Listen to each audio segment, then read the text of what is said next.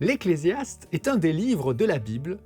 Son auteur était un roi puissant, riche et plein de sagesse.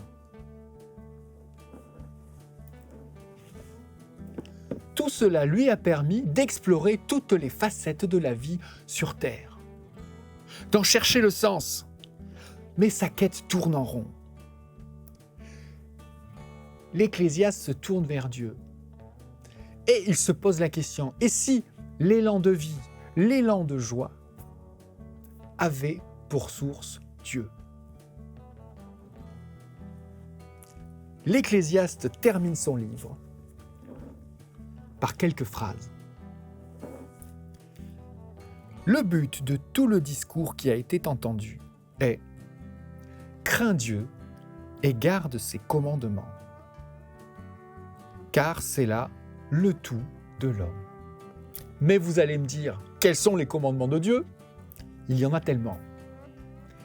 Et il y en a un qui justement traverse toute la Bible et que nous allons découvrir dans une discussion entre Jésus et un spécialiste de la loi juive.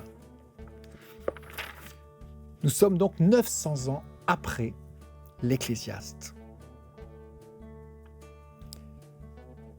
L'un d'eux, qui était spécialiste de la loi, interrogea Jésus pour l'éprouver. « Maître, lequel est le grand commandement de la loi ?»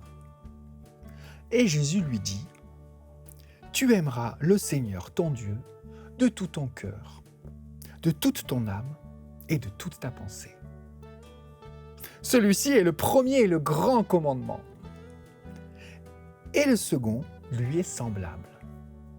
Tu aimeras ton prochain comme toi-même. De ces deux commandements dépendent toute la loi et les prophètes. L'amour.